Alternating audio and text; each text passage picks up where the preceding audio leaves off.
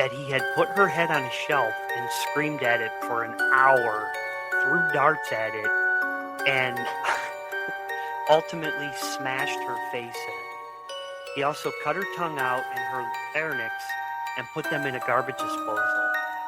Tell me in a sentence who you are. I'm nobody. I'm a bum. I'm a boxcar and a jug of wine and a straight racer if you get too close to me. Do you ever feel violent? Yes, I do. What do you feel like doing? Killing people. You still feel like killing people? Yes. Describe the feeling that you get when you feel like killing people. Well, last March 11th, I was hallucinating, and I took a razor blade and I cut a man's throat. Here in the hospital? Here in the hospital. Do you think you'd murder me, Joe? Yes. That's gruesome, Joe. That's horrible. Yes, it is. And you don't blame me if I say I hope you never get out of this place. I hope I never do either.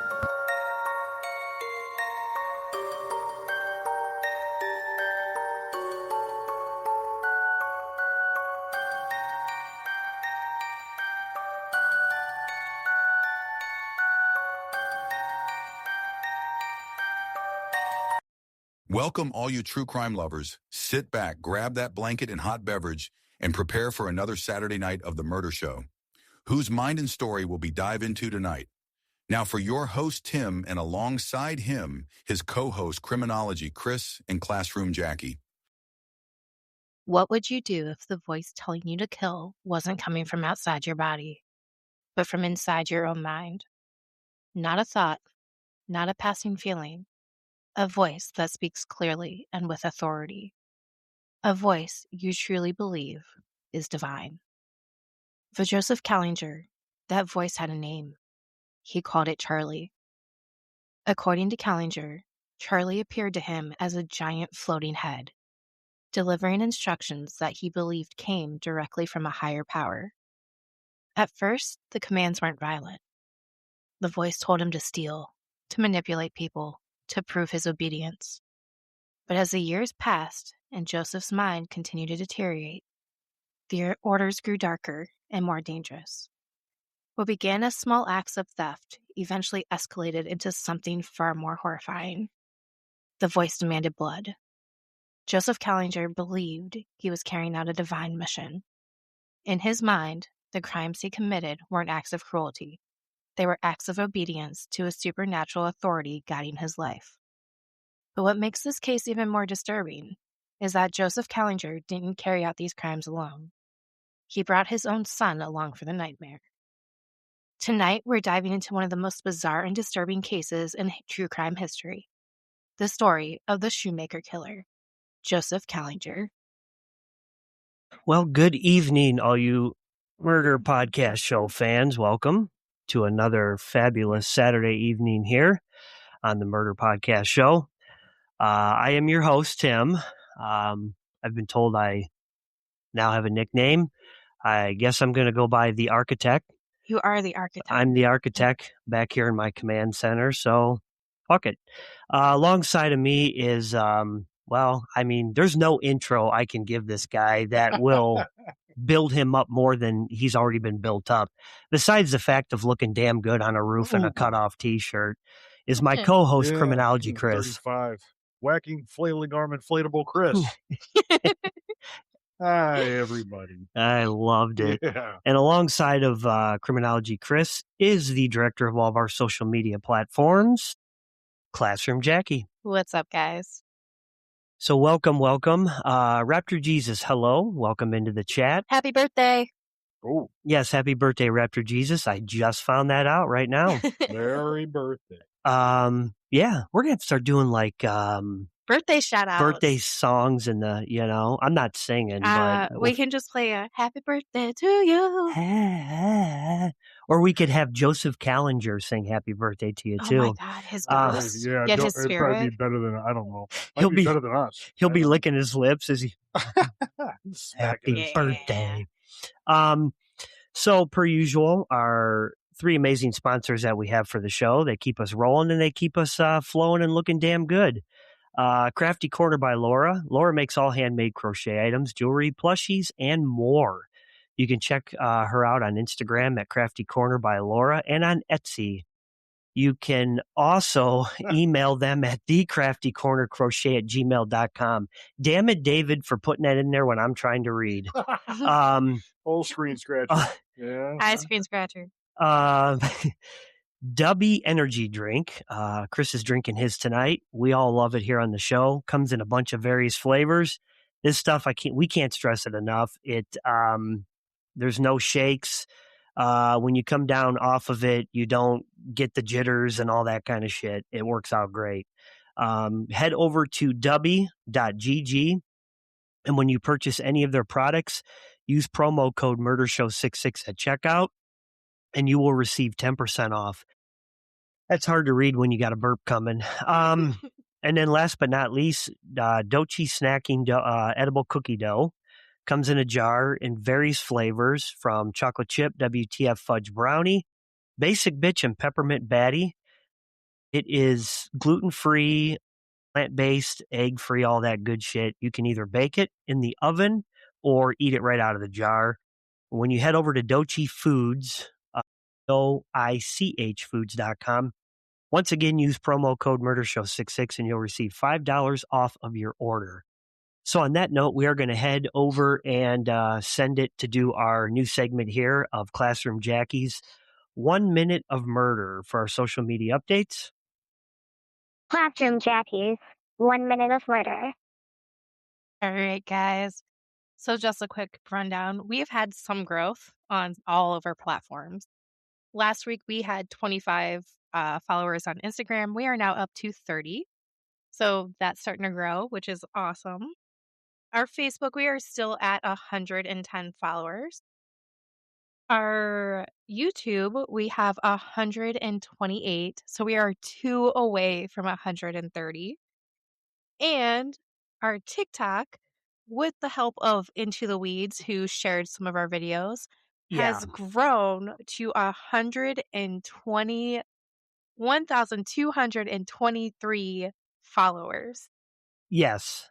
For anybody in here that doesn't know, and if you were in the, episode that we did, Gypsy Rose at that time, Into the Weeds came in there, and they're one of the largest podcasters on social media. Their YouTube alone has I think it's like 100 and some thousand subs. They are now sharing some of our stuff on TikTok, which is absolutely crazy. And if they come in here at all, thank you guys for that. Or if you listen on the streaming apps, thank you. That's more than we ever expected anybody to do. We didn't think anything like that would ever happen. Yeah, we are humble. It was extremely unexpected of them to share our ad for Casey Anthony last week. Yes, they shared got that. So many views, so many reshares and things like that, and it helped us grow followers. So we can't thank them enough for that. Yeah, it's amazing. And we've ran into 2 people. Well, one for Chris and I, and then you ran into one that are like fans. And it's wild. And last week we talked about it, where the people at the last meal that we went to, they were like, "Oh yeah, I know your show. I follow it and I listen." And then they brought it up and showed it, and it's like, what? We're famous, but we don't know you. But we're just some small town folks here, and it's crazy when people know you, but you don't know them. Mm-hmm. That's kind of when it becomes like a whole reality. Yeah, it's nuts. Again, it's humbling. Yeah. So tonight, and the video is in our, intro clip that we do, and I'll play it here in a little bit. He was known as the Shoemaker Killer. Kallinger, right? Yeah, Did I pronounce it right? Yes, Joseph Kallinger. Yeah. This is a wild story. Just brace yourselves with this one. I know we usually say that all the time, but this is wild because this has a twist to it, because there was another person that was involved with the murders too, that was close to him, and we'll get into that. Oh, thank you. Yeah, the dead possum on the back of the monitor. We have a live one sitting right here above my head too. Yeah, for anybody that doesn't know, these are from Crafty Corner by Laura. Made both of these, in a live one and then the dead one over here behind my screen. So I have to meet up with them. They have a plague doctor for us, a couple other things as well for the show. What's a plague doctor? They got the really cool plague doctor. Yeah. Gotcha. I didn't know that's what it was called. Meet up with them and get them. Yeah. Oh, okay. I always thought those things were just like, never mind. I'm not going to get into that. Yeah, we're seeing that out of that.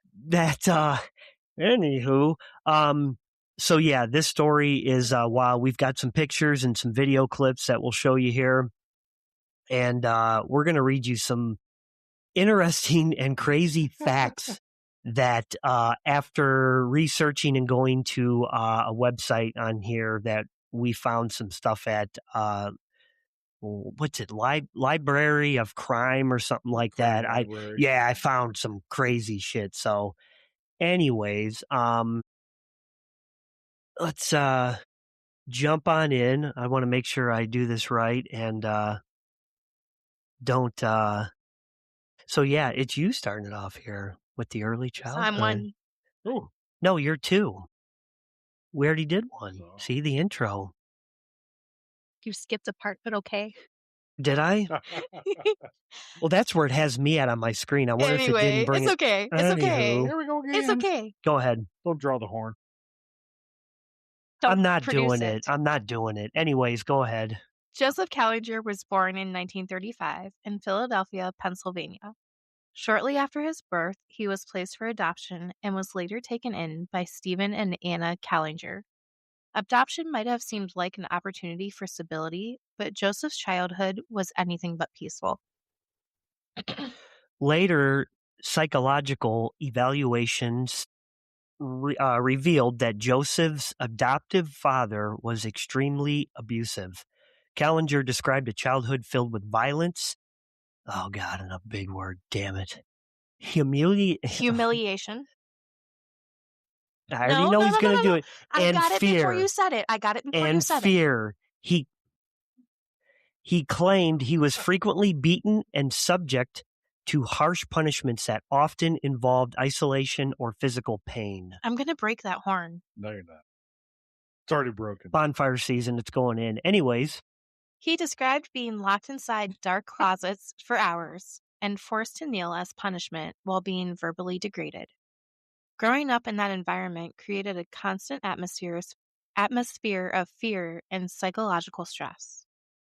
Mental health experts believe that this traumatic upbringing played a major role in the development of Joseph's later mental illness. No horn.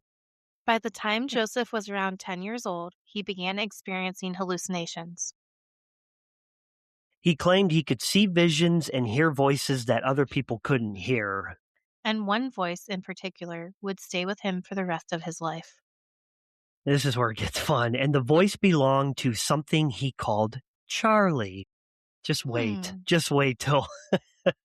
According to Joseph, Charlie appeared as a giant floating head that spoke directly to him. Sometimes the entity appeared calm and instructive. Other times, Charlie became commanding and authoritarian. To Joseph, Charlie was not imaginary. Charlie was real, powerful, and authoritative. The commands he heard felt like instructions from a higher power, something he believed he was obligated to obey. This belief would become one of the most important factors in understanding Joseph Kallinger's crimes.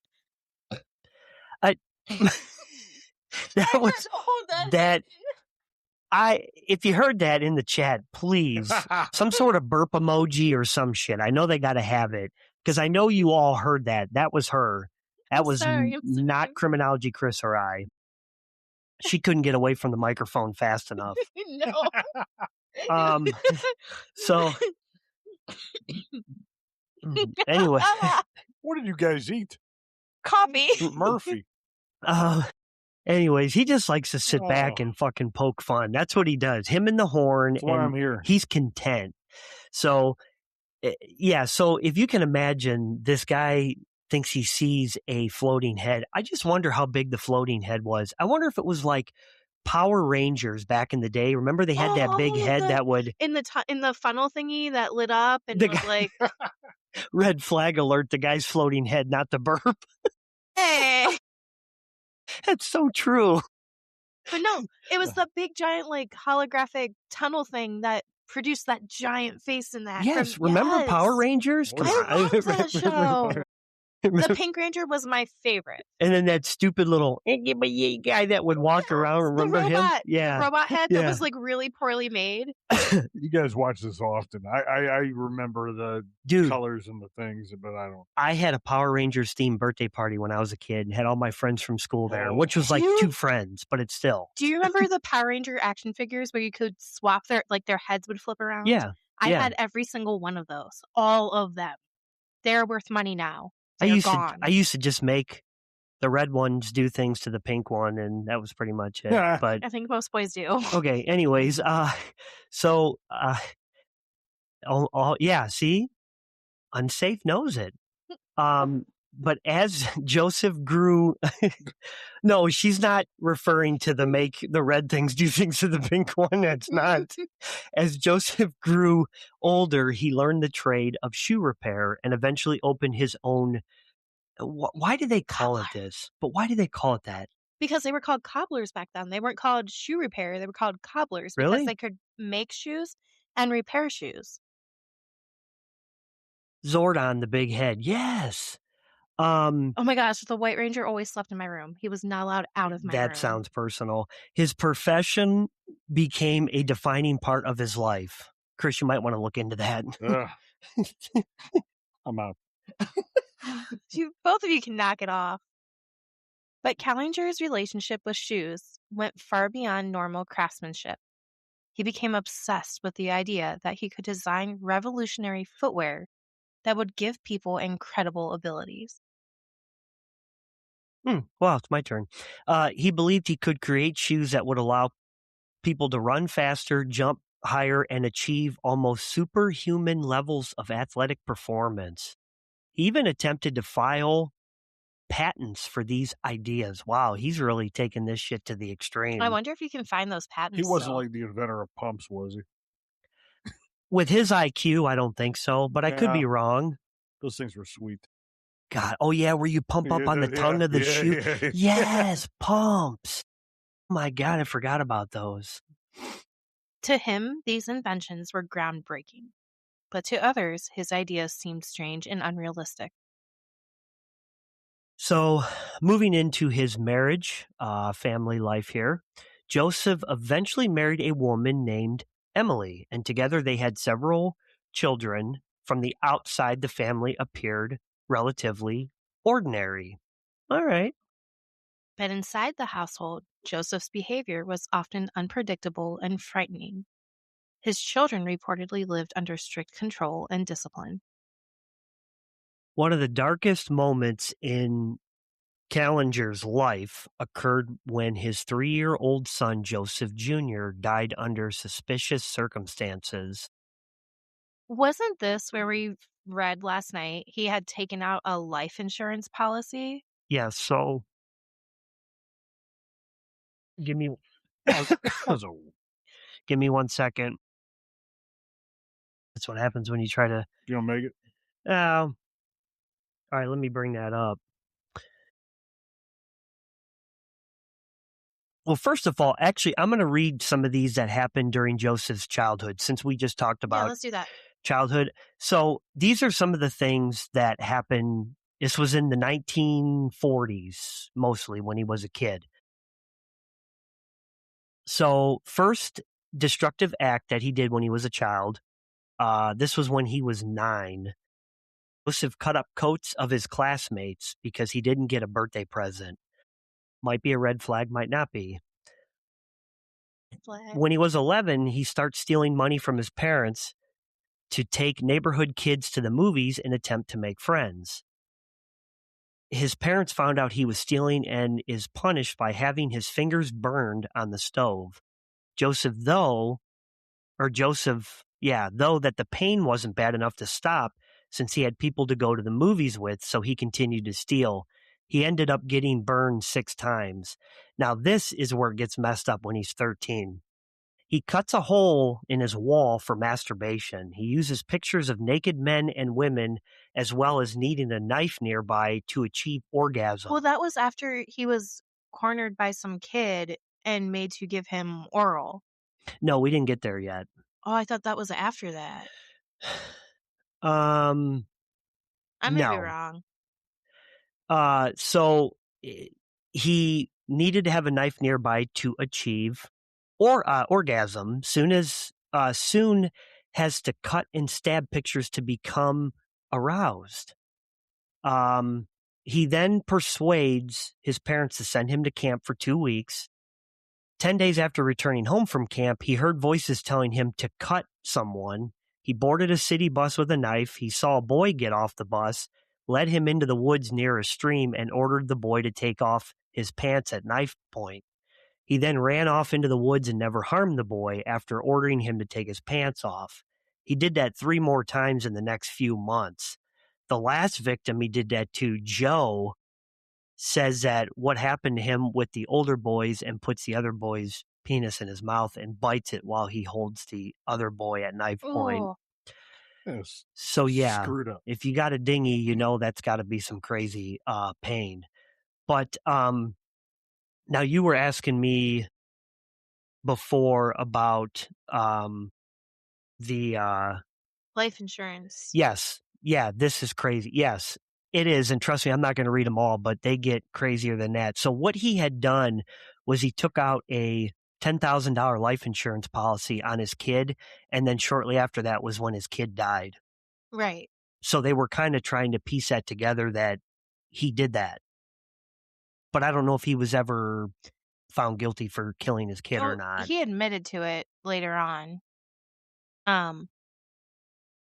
At the time of the death was ruled accidental, but believed to have been caused by drowning in a bathtub. Yes, that's right. Okay. Okay, so carrying on here.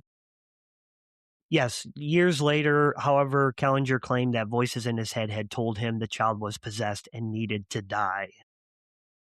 By the early 1970s, Kallinger's mental condition had deteriorated. Unsafe. I don't know why you like that fucking horn. Dramatically. His hallucinations became constant and incredibly detailed. I hate that horn. You're welcome. Here for you. No. He described traveling through underground worlds in his visions and encountering strange beings and enormous structures beneath the earth. So, if you're older, that sounds messed up. But if you're a kid, I mean, when we were kids, we would use our imagination and pretend. So that I could see as being a kid. I'm traveling underground through worlds and stuff like that. That is a kid. We don't really think twice about that. No. Yeah, but when you are an adult. Yeah, and I'm assuming this, yeah. When you're an adult, then that's when you kind of look at him and go. And it wasn't a dream. He was awake. Yeah. You know? So. Oh, yeah. Okay. So that he was hallucinating. Yeah. And it was. But wasn't he diagnosed schizophrenic or not? Yes. Yeah. Yeah, he was at one point, which we'll get to that. So that normally kicks in, I think. Because it's hilarious. Yes. No. See? No. Yes. Well, it normally kicks in, like, I think, like 18, 19, 20, somewhere around there. I think it starts, schizophrenia typically, I think, starts kicking in. Do you have to have a family history of that? I don't think so. I don't know. I don't know if family history plays a role in you're genetically predisposed to having a better chance to have that or not. Yeah, I don't know if you'd have to have a history of that. I'm sure they look into it, but I don't know if you'd have to. I mean, things can happen. There's people that don't have like certain things in their family, history, but they end up getting just because. Yeah, I mean, randomly. multiple times, like, I mean, he was hit in the head with a hammer. So, I mean. That's right. As a child. I mean, I don't know, maybe the hammer had something to do with it. His mom, her way of punishing him, I forgot to read that one, was she would hit him in the head with, hammer, and it was like 4 times, I think. Yeah. It's crazy. And throughout these visions, the voice of Charlie continued guiding him. Eventually, the voice began commanding him to commit crimes. Now, this is where I was telling you in the beginning, it involves somebody else that's close to him. Now he's going to this is going to unfold here. Joseph's teenage son, Michael, became deeply entangled in his father's delusions. Michael was only around 12 years old when Joseph began bringing him along during robberies. Joseph convinced Michael that their actions were part of a divine mission. For a child raised under fear and manipulation, resisting his father's influence would have been incredibly difficult. Yes, and I'm going to read in here because it talks about right when he asked his kid that he wanted him to go along and do this stuff. Another situation where cover your ears if you don't. So he had hearing about really strange this shit. is one thing that was crazy to us when Chris and I were talking. He had set home. He's got an issue with, fire. He had tried to set fire to his home. It was 1958. He did it. He set his own house on fire for amusement and reaps the benefit of a $1,600 from fire insurance. And in 1965, he set fire to his home. And in 1967, he set fire to his home again. So 3 times over like a 7 or 8 year period. It was yes. So seems a little much. I mean, once is more than enough. Well, right, right. But. And for amusement, it's like, I'm just going to set my house on fire for fun. That'd be entertaining. So right here is where it was June 26, 1974, when he was 38 years old. He told his 13-year-old son, Michael, of his orders from God to murder young boys and sever their genitals, and asked for his son's help. And his son complied with enthusiasm. Like, all right, Dad, let's do this. What? So, sorry, I remembered about that. Getting facts from that crime library, so yeah, and we'll post that. We'll put that on our Google Drive. Yeah. Discord too as well. Well, anyways, oh yeah. Okay, yeah, so Joseph had convinced Michael that their actions were part of a divine mission. And then you already read the next line. Cool. Anyways, between 1974 and 1975, Joseph and Michael committed a series of robberies and violent attacks across Pennsylvania, New Jersey, and New York. Their crimes often involved breaking into homes and waiting for victims to arrive before confronting them. Victims later described Joseph ranting about religion and destiny while holding them at gunpoint. One victor. Horn. I did so good so far. One victim, Joseph H., was kidnapped, forced to withdraw money, and then stabbed repeatedly before being left for dead. So, eventually, investigators noticed a strange detail repeated in multiple witness statements. The attacker was not alone. Several victims reported that a young boy was present during the crimes. This unusual detail helped investigators connect crimes across multiple states. So eventually detectives identified their suspect, a Philadelphia shoemaker named Joseph Kallinger. Now, there were other victims as well. One of them, unfortunately, was a 10-year-old girl, and her death was exceptionally brutal. So we're not going to... Yeah, I don't want to get list into what that. they did to her. But one of the other things they did is they would line the shoes up of their victims. Oh, yeah. He had a weird obsession with the shoes. And when police went in the basement of the one house, they seen somebody in the corner that was dead, and he had shoes lined up on their back. Yep. Yes, I remember that. Chris, you have a comment in the chat section up there. No, because you went the ba-da-da-da-da-da I love thing. it. That was Let's not make his night more exciting, okay? You're building his ego. Thank you, Miss Snuggie. In March of 1975, Joseph Kallinger and his son Michael were arrested. So before we go too much further on, I'm going to play, and it's a video clip that we use in the beginning video there. I'm going to play, this is a interview when he was in prison. And what was the guy's name again, Chris? That was, It was Geraldo. Geraldo, yes. Yeah. Listen to this. It's just, it's wild to me. Oh, wait. First of all, yes. Give me 1 second here, Do guys. you ever feel violent? Yes, You weren't supposed to hear all that yet. Just give me a minute. I will drag it over here and, okay, cool. So I will share this to everybody now and, listen to this. It's, Some lip smacking. yes, there's definitely lip smacking for sure. So here we go. Do you ever feel violent? yes, I do. What do you feel like doing? Killing people. You still feel like killing people? Yes. Describe the feeling that you get when you feel like killing people. Well, last March 11th, I was hallucinating, and I took a razor blade and I cut a man's throat Here in the hospital? here in the hospital.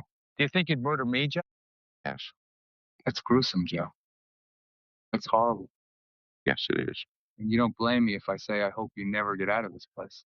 I hope I never do either. Do you ever feel violent?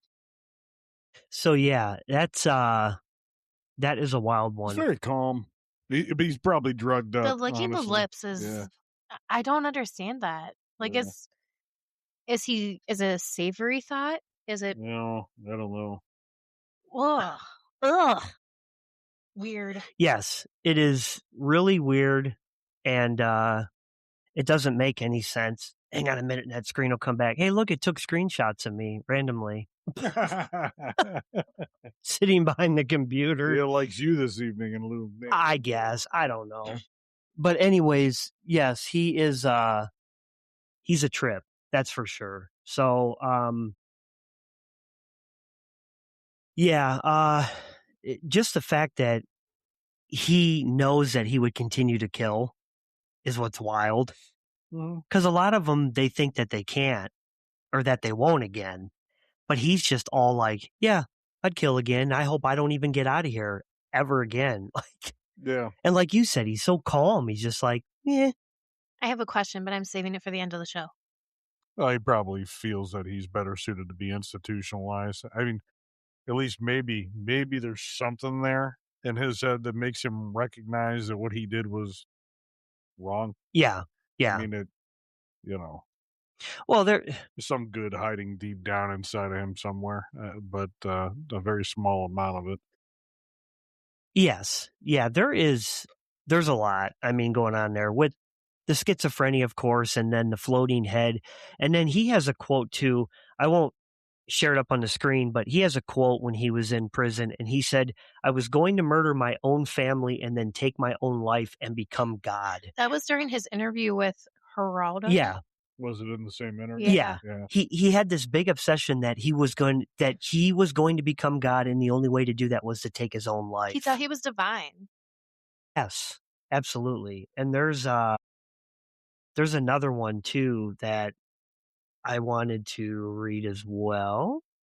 Oh yeah, right here. He says, I was only following God's orders. Yes. And it's like, so he's got this connection there. Well, not real connection, but he thinks there's like a connection with him and God, and God's telling him to do this. But we've heard that with multiple killers too. A lot of times also, people that experience serious issues as a child or being beaten or harmed at a young age typically can develop, from my understanding, a complex in which, I mean, mixed with mental illness in this case, a complex where they seek superiority or view themselves as being superior, or want to be viewed that way, as a form of control, and that sort of thing. So, but, yeah. Very, very true. But mixed with what he had going on and, you know, having a floating head and Well, yeah, there's a lot, and then he had some sort of arousement sexually too, kind of like BTK, and there was a few other ones. What was it, Dahmer with men? They were sexually aroused because one of the Gacy families, as well.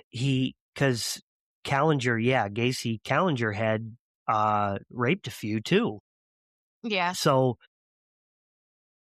we've noticed that with quite a few of these people where that's kind of like a trend that they do where it's some sort of sexual fantasy that they involve with it. And it's crazy to me because, you know, period, I can't wrap my head around killing, first of all. But our brains aren't like theirs. But then you add the sexual gratification thing into it too as well. yeah, And you it's need just, to go to and they need to go to a darker place in order to get that arousal. And yeah, it's, yeah. And it's just like, how? You know, I mean, we try to like study their minds and get into their mind in our own way, but we won't. No. But yeah, it's just crazy. So, anyways, my turn. Yay. During interrogation, Kallinger spoke openly about his hallucinations and the voice of Charlie. It's Charlie. Insisting the crimes were part of a divine plan. So that's like the video that we just played. I think he didn't actually say Charlie in there, but I think that's what he was referring Yeah. to. The trial quickly attracted national media attention. Psychiatric experts testified that Kallinger suffered from severe paranoid schizophrenia and experienced powerful command hallucinations. Because of the severity of his mental illness, don't honk that horn, the court ultimately ruled him legally insane. Instead of being sent to prison, Joseph Kallinger was committed to a secure psychiatric institute. So the facility where he was held at after the trial, Kallinger was committed to the Fairview State Hospital, a maximum security psychiatric hospital located in Waymart, Pennsylvania. Never heard of that town.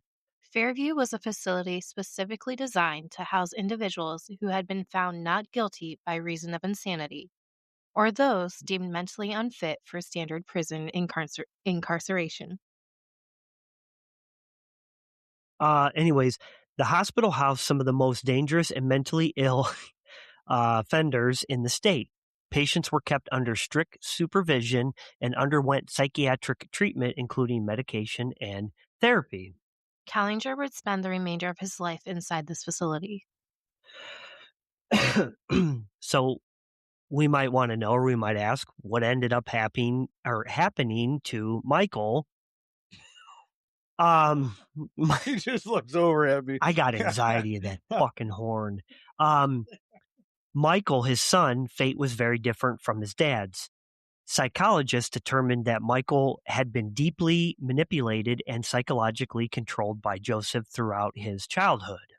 Because of that, the court treated Michael less like a criminal and more like a victim of severe parental influence.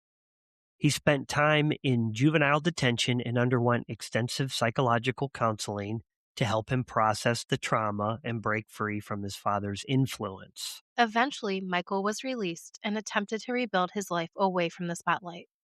He largely disappeared from the public view. Ooh. I just wanted to make sure if he was on his game over there, and choose to live privately, avoiding the media and the notoriety. Boom.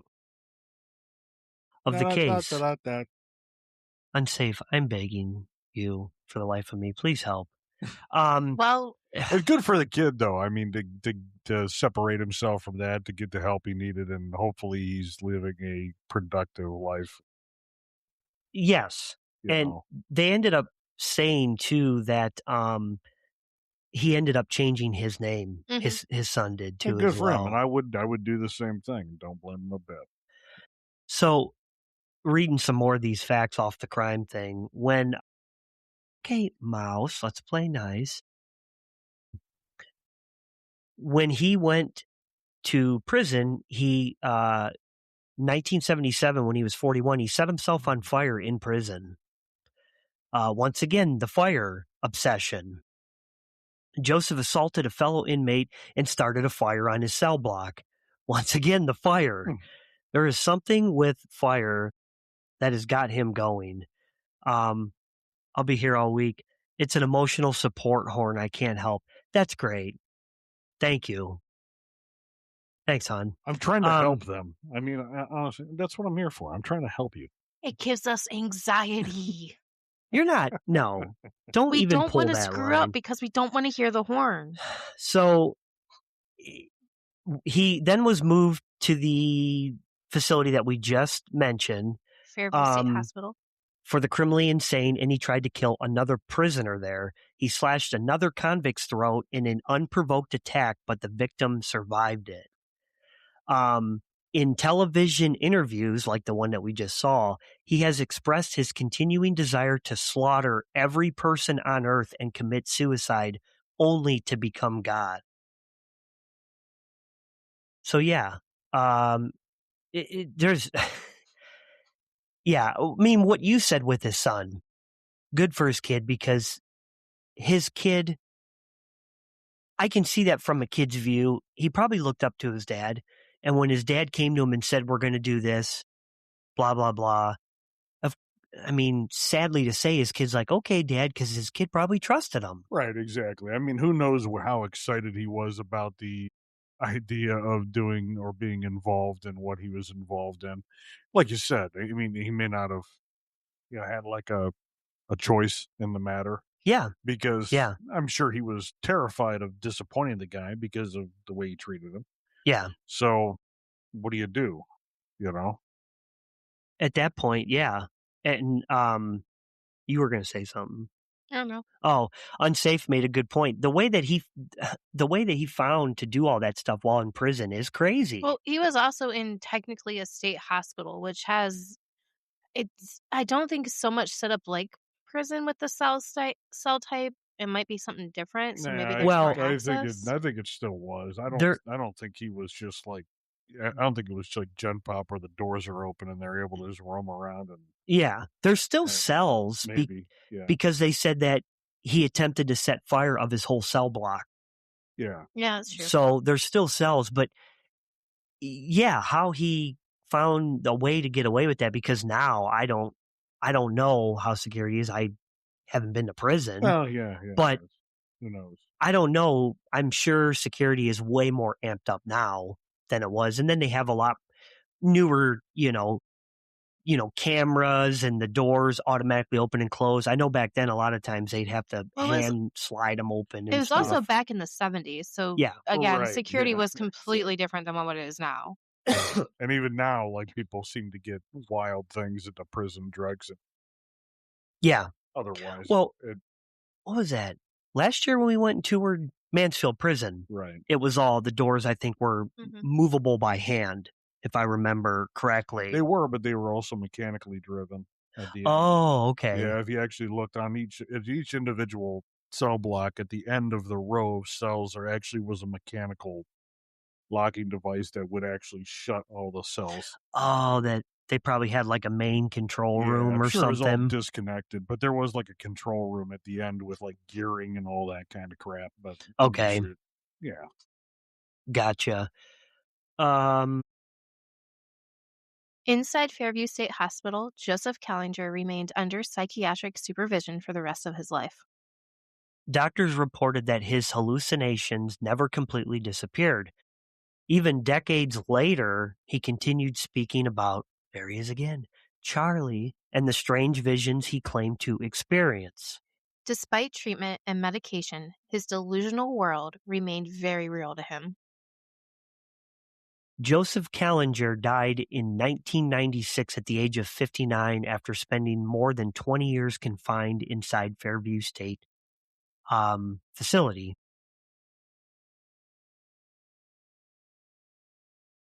Da-da-da-da-da. It really took you that long to catch on? Oh, I know. I saw you doing it before.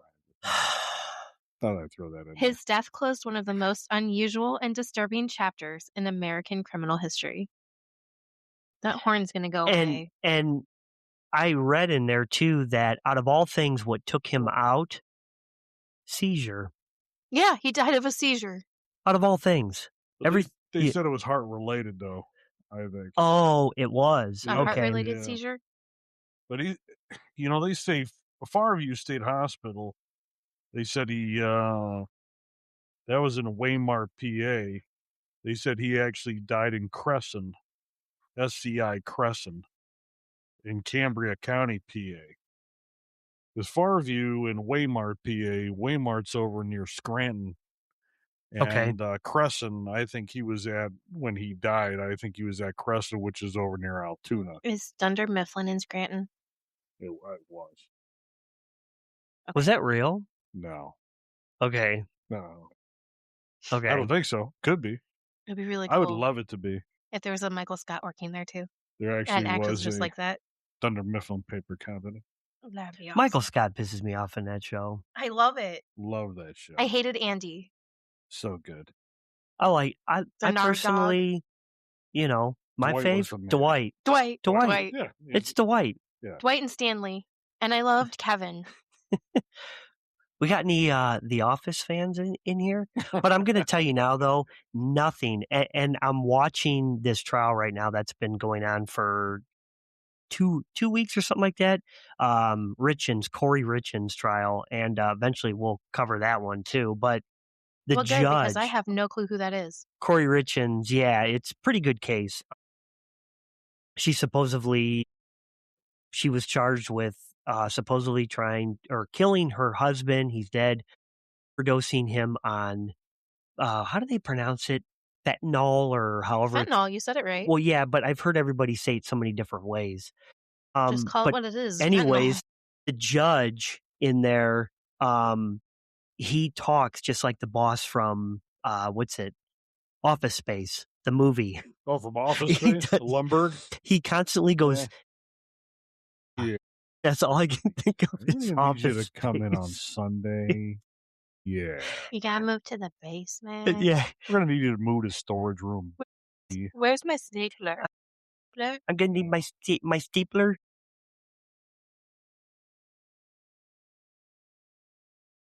Like, so he goes, I got a meeting with the Bobs. I don't have time for this. I got a meeting with the Bobs. I wasn't aware of a meeting with them. Why are we quoting the movie? That's now? okay. I'm cool with it. Anybody else like those movies? Feel free, jump in there. So anyways, in closing here, the story of Joseph Kallinger forces us to confront a difficult question. When someone commits horrific crimes while suffering from severe mental illness, how do we truly define responsibility? Here's the real question. Was Joseph Kallinger evil? Or was he a man completely trapped inside a mind that had lost its grip on reality? For the victims and their families, that question may never have a satisfying response. I don't know. I just wanted to look like wacky inflatable arm guy. No, don't turn. Ah! Even if you did answer that question, that's not going to bring you a whole hell of a lot of closure. And how can you trust an answer? I mean, regarding a guy that grew up abused, beaten in the head with a hammer, did all that crazy shit as a child. Yeah. As an adult, whatever. I mean, you can talk about it all day long, but as far as the victims' families, I mean, that doesn't. Yeah, it's true. So yeah, with this guy, I want to bring up a couple more of these pointers that he had too, because we've got some time here. Can I ask my question real fast? Oh yeah, yeah. Sorry. Okay. Go ahead. I forgot. So the courts found him not guilty by reason of insanity, but in his interview with Geraldo, he remembers the date that he slashed the guy's throat and admitted that if he got out, he knew he would kill. Doesn't that mean he's sane? Like, doesn't he understands what he did?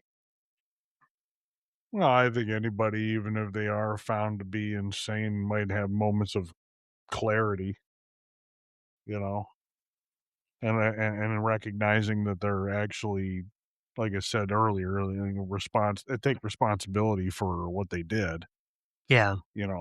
Okay. But you could still be batshit nuts. Mm-hmm. Do you think there was an evaluation like every year to see if he could go into regular prison or if he just stayed there? Do they have an evaluation for that? Well, well, they evaluated him, I'm sure, multiple times. But once again, let's talk about it. It was back in, the 70s too, where what do they do? Ask you just a bunch of questions? I mean, Yeah, there was a whole hell of a lot of science in it. Yeah. Unsafe does bring up a good point too. Hammer getting hit in the head, that couldn't be healthy. And that No. that could have started a lot of it. Shit loose in his frontal lobe. Who knows? Yeah. I mean, look at, we were talking about him. That doesn't make you better at math. No. Well, no. Nothing's going to make me better at math. But anyways, well, we won't try the hammer. No, that's nice. That's nice. Don't think, I could be wrong, but I don't think Unsafe wants me to have a caved inside on my head, but you never know. Don't worry, Unsafe. I won't let that happen. But no, what I want to say is, we were talking about it a couple weeks ago, not on the show, but football players, Patriots football players that had that concussion and killed. It's like that, getting those concussions. I forget what the medical condition of it was. They did studies on that, and they did a study on his brain after he had died. He committed suicide in, prison. And they said that he had that issue. I forget what it is, but wrestlers get it, football players, and that can kind of mess with them mentally. Yeah. So, which I never really realized that. I mean, people get concussions, but you don't think something like that could come from it, you know? I don't care what you're doing. Too many shots to the dome, and it's gonna do something. So that was Aaron Hernandez. Yes. And after he killed himself, a autopsy revealed that he suffered from severe chronic traumatic and do not give me the horn.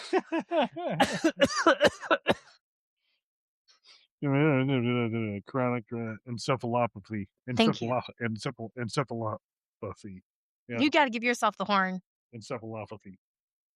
He won't give himself the horn. It's bullshit. Okay, there. Oh. There you go. But that was what that was from all the impact and injuries and everything like that. And eventually we'll cover that case because it was a crazy case. Once again, I don't care what you're doing, whether you're playing football, whether it was a hammer, or what. Take a certain amount of shots to the head. Yeah. It's not going to make you a better person. David in here, that's actually a good question I want to ask him, because David was a wrestler, professional, wrestler years back. Was that something that you had ever heard of at that time when you were taking shots and stuff to the head? Because I'm sure that you had throughout the years of doing that. And there was a wrestler, Eddie Guerrero, I think David would know this because it was a big thing in the community. I think he had kind of like what Aaron Hernandez had and killed his whole family as well. Yes, that's so one it's not that, just like two people have done it. It's unfortunately that's one that I want to cover eventually too as well. So in here, a couple of the different things. I just wanted to read a few more of these bullet points in here. You need to make a medical friend. I might still have connections with medical friends. Oh, we need a medical friend. Get them in here now. Well, Unsafe used to do nursing too. Unsafe, you and I are going to have a conversation later. I have questions. Oh, jeez. If that's okay. Okay, what is going on with this thing? I just want to scroll up and then it freezes. The breakdown. So, yes, just a couple of these other bullet points here from like kind of bouncing around here when David said in here in the chat, I found out I can do this. I can show on the stream now. Booyah. It was Chris Benoit, and he killed his family. Thanks, Unsafe. I had no idea. I remember that guy. Yeah. See, I figured out I can do that. I can show right there. That's cool. Didn't have fancy. But yeah, it was a huge thing. He killed his whole family. Yeah, I remember his name. I remember him being in like one of those old video games or something like that. Yeah, that's wild. Why did I think it was Eddie Guerrero? I believe he had something like that, or he had something big happen. Stuck on Guerrero. So, yeah, this is one of the things when Joseph was 15, Joseph told, he killed himself too. Joseph is told by God that his mission is to heal and save people through their feet. We did talk about that. Mm-hmm. And he conducts over 40,000 experiments. What? Did you see how many years that was? 1951 to 1972. 40,000 experiments. Oh, do not think there's a scientist alive that has completed that many in that short of a time period. There's probably not even a pastor that has. Studied more feet. Oh, Lord. Tim. No, because I'm saying he's talking about God's mission was to heal through through the feet. That's why he said no pastor has.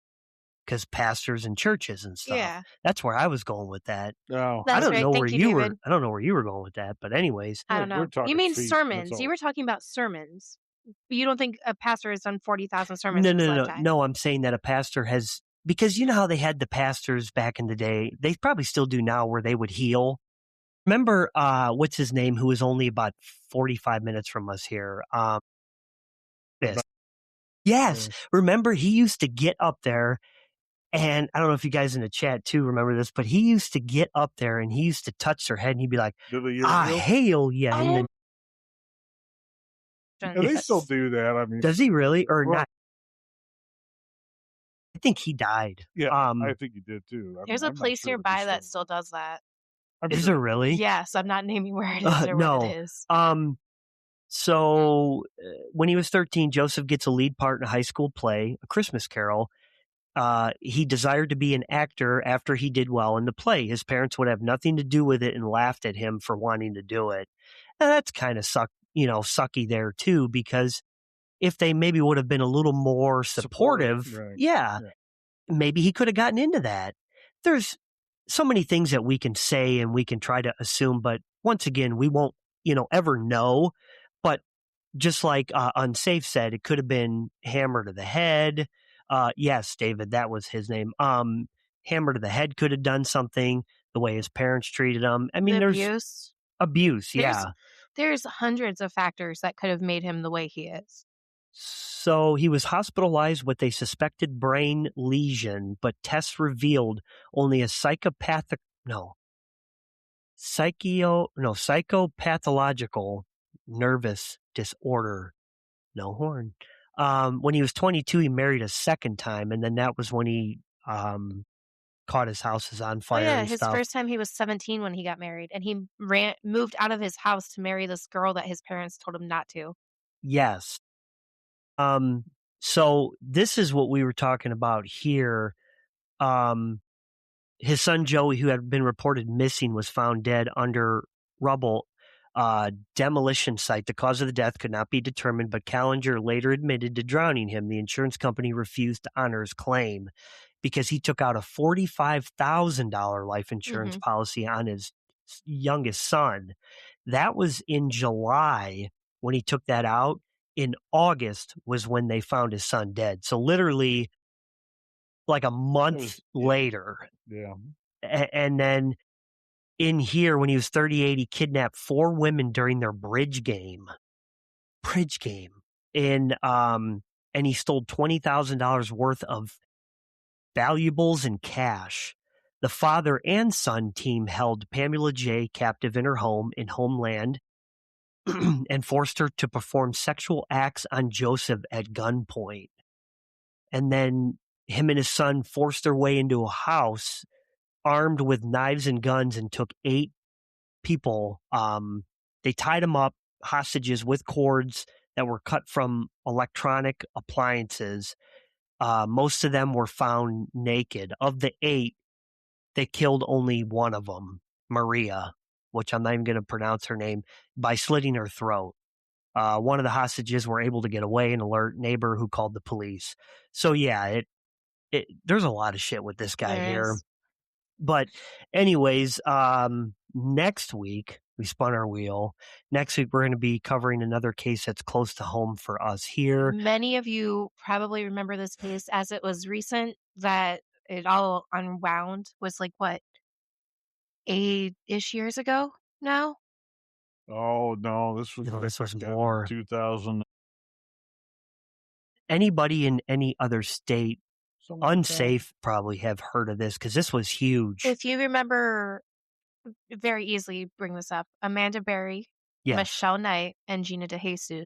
Yes. You will know we are covering the one and only Ariel Castro and his House of Horrors. Yes. That was where they were. Make it sound so dramatic. It is dramatic. Yeah. Well, they were held captive in there for 10 years. It was something. Yeah. Yeah. And all because one of them had got out when he was away for a little bit. Amanda Berry. Yeah, the neighbor. There's a song about him.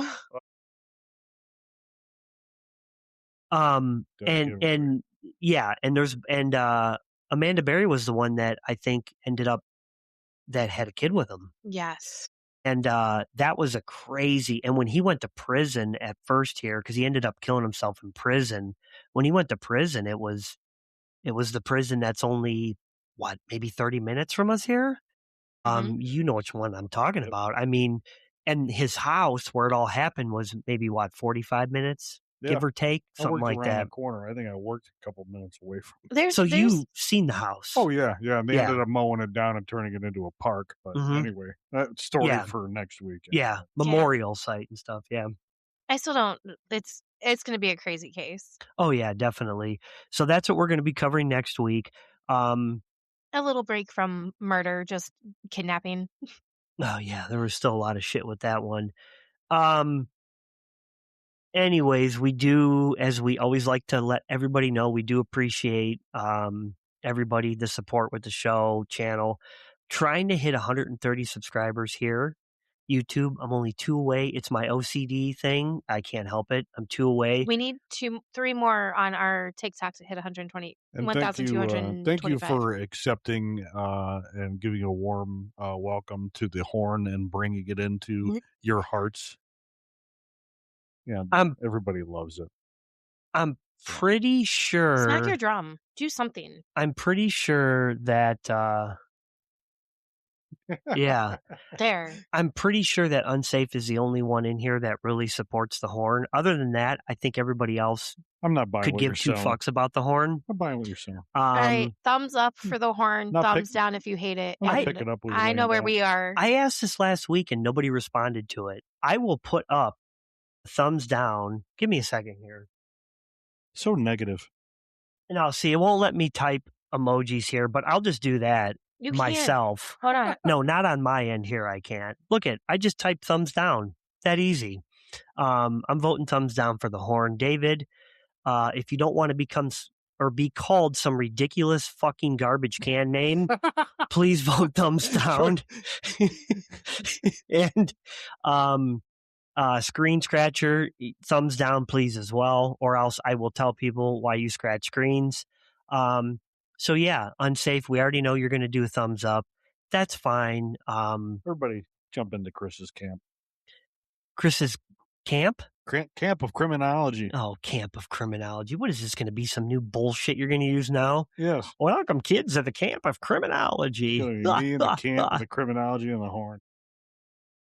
And that's the only people that are going to be in the damn camp too. I